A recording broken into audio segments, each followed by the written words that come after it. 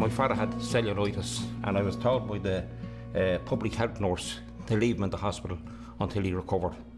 However, a doctor came up to him and she told me, I need that bed. And she stooped over my father and she started to raise her voice and she started to shouting at him, your son won't take you home. And I said, that's not true.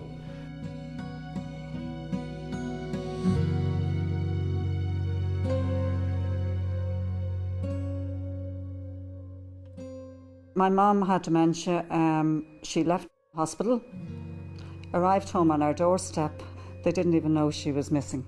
Without a diagnosis, there's nothing to be done. And waiting from 2011 to 2014 simply to get a diagnosis, you know, quite frankly, seemed the height of stupidity to me.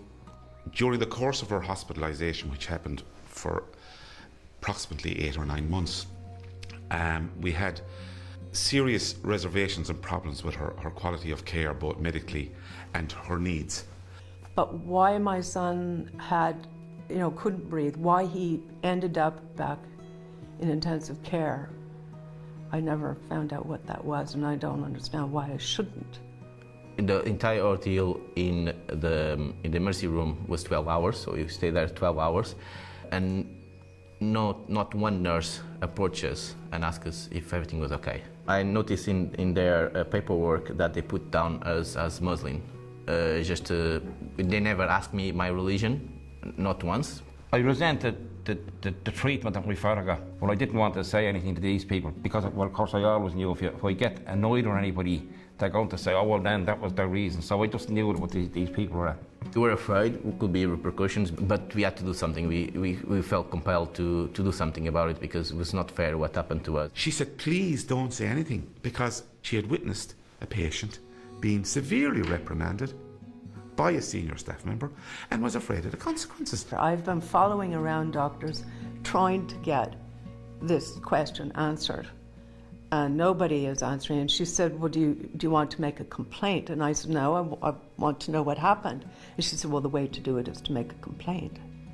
We tried to complain to the ward manager. There was no ward manager on. We expected him to call us the next day, and he didn't call. There was nothing in the hospital to say, is this a good experience, or if not, here's what you do. So eventually I went online and looked up, and it said there was a complaints procedure and that you write to the CEO. I said, how do I do that? She said, there's a brochure. Come back to me, I'll find one for you. So I came back later and she gave me a photocopy one. So we don't have any left. The process is quite extensive. What should happen, the whole thing, I mean, it was impressive. I thought, okay, this is worth doing. I will sit down and do this. I complained to the complaint department with a letter, and we also sent through the form a complaint through email to make sure they receive the complaint. I'm a reasonably intelligent, literate person who's capable of going through the hoops which they put in place. There are many out there who cannot. And if I can't do it, they stand no chance whatsoever.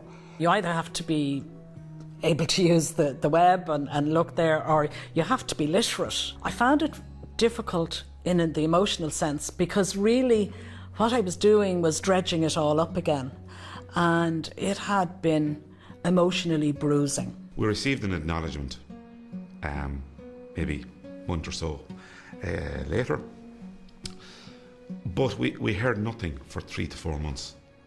Took 3 months, almost 3 months for them to respond back to me, but not once they called me. The 3rd month is when they sent a reply to the wrong address. A couple of weeks later, I had a letter back to say that they had my complaint, and then another few weeks passed, or probably a few months passed, and I was told that they were still dealing with the complaint. And then I had no other communication whatsoever from the hospital. They largely replied within the time frames they had set out, where time frames were set out. I mean, the implication was, look, we're busy, just get over it. But that's the only explanation I got, we're busy. I wrote a letter, I sent a copy to the head of nursing, and also I sent a copy to one of the members of the Board of Governors. The hospital wrote back to me within the week. The head of nursing just acknowledged it and said, I believe it's being dealt with by the CEO. And the member of the Board of Governors phoned me and she was very upset. They listened to what we had to say. They didn't offer us anything except an apology. 2 or 3 weeks later, she arrived home again in her dressing gown and her slippers. To get a simple response is almost impossible. It is like the proverbial getting blood from the stone. You write to them, they don't do it. Several months later, you look for an update, nothing. Then you find yourself having to kind of go to the Mr. Tony O'Brien's office, and then you get something.